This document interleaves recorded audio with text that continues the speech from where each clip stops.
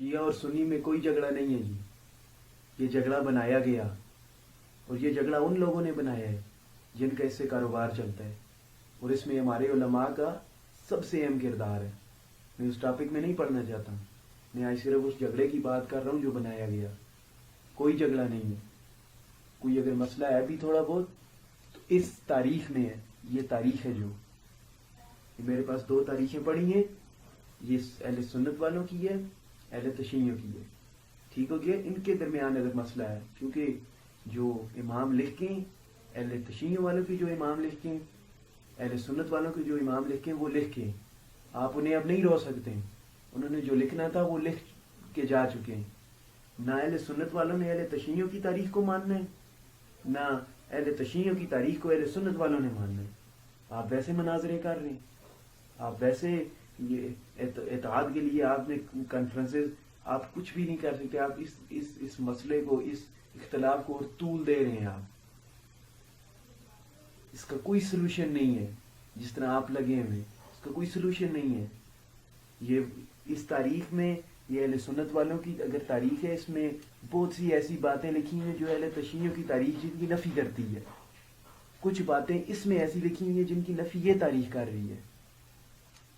تو پھر آپ کیا کریں گے؟ آپ ہزار اہل سنت والوں کو بولتا ہوں آپ 1000 دلیلیں دے دیں, اہل تشیعوں نے نہیں ماننا. اہل تشیعوں کو کہتا ہوں آپ 1000 دلیلیں دے رہے, اہل سنت والوں نے نہیں ماننا. کیونکہ ان کے اماموں نے جو لکھنا تھا وہ لکھ چکے. انہوں نے وہ اپنی تاریخ پہ قائم ہے, اپنی تاریخ سے نہیں ہٹیں گے. پھر ان سے درس دینا چھوڑیے. آپ ان سے جب تک درس دیتے رہیں گے تو فرقہ اور بڑھتا جائے گا. آپ ان سے درس دینا چھوڑیے. اگر آپ کو اتحاد چاہیے, اگر آپ کو ان کے درمیان یہ اتحاد چاہیے, پھر آپ کو ایک ہی کام کرنا پڑے گا. پھر آپ کو ان چیزوں سے ہٹ کر کوئی ایسی چیز, کوئی ایسے کام اور ایسی جگہ, ایسی چیز کی طرف جانا پڑے گا جس پہ سب متفق ہیں, جس پہ ساری پارٹی جس پہ آ کے متفق ہو جاتی ہیں. ٹھیک ہو گیا. ان تاریخوں کو چھوڑیے, ٹھیک ہے. پھر آ جائیے جو ایک ہی چیز ہے, جو درمیان کا راستہ ہے ان میں سے. یہ درمیان کا راستہ ہے قرآن مجید. یہ قرآن مجید ہے, یہ درمیان کا راستہ ہے. اس سے ان سے درس دینا چھوڑیے. یہ قرآن کا, ان میں تعریف ہو سکتی ہے, اس میں تبدیلی نہیں ہو سکتی ہے. یہ وہ کتاب ہے جس کی حفاظت کا ذمہ قرآن میں کیا کہتا ہے ربا, ہم نے اتاری ہے نصیحت اور ہم خود اس کے نگہبان ہیں. اس میں کوئی تعریف نہیں ہو سکتی ہے. آؤ اس ان کتابوں کو چھوڑ کر اس پاک کتاب کی طرف جائیں جس کی حفاظت کا ذمہ رب نے لیا ہے, جو محمد مصطفیٰ پہ نازل ہوئی ہے.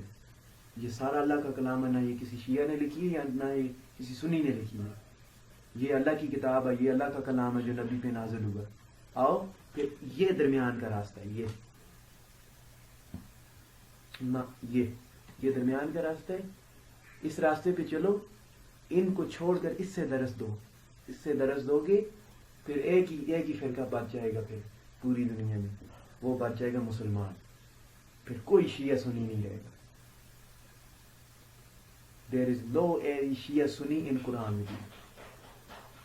آپ میں سے کوئی ہے جو مجھے بتا دے کہ قرآن میں شیعہ سنی ہے؟ قرآن میں صرف مسلمان ہے. تو اس لیے یہ شیعہ سنی ہمارے بنائے ہوئے ہیں, یہ فرقے ہمارے بنائے ہوئے ہیں.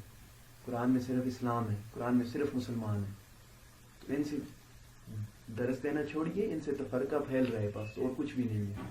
یا اس پہ پھر آ جائیے, کیونکہ قرآن ہی کہتا ہے پھر اس کو بھی نہیں مانتے. اگر ان کو نہیں مانتے پھر ایک ہی بات ہے, پھر تم اپنے دین پر اور ہم اپنے دین پر, تم اپنے عقیدے پہ اور ہم اپنے عقیدے پہ. بات ہی ختم ہو گئی. نہیں ہے پھر تو یہ ہے, اس سے درس دینا شروع کیجیے. آپ دیکھیے گا ایک فرقہ بچ جائے گا جس کا نام ہے مسلمان. بس شیعہ سنی کچھ بھی نہیں رہے گا. آپ ایک بار درس تو دینا شروع کیجیے.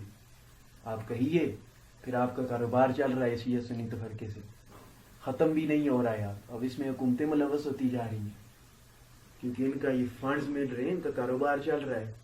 سعودیہ, ایران, ہر کوئی فنڈز مل رہے ہیں. یہ چل رہا ہے نظام, ایک سرکل. اس کو طول دیا جا رہا ہے تاکہ یہ اور بڑھے اور ان کے درمیان تفرقہ بڑھے. یہ تو ایک کاروبار ہے جی.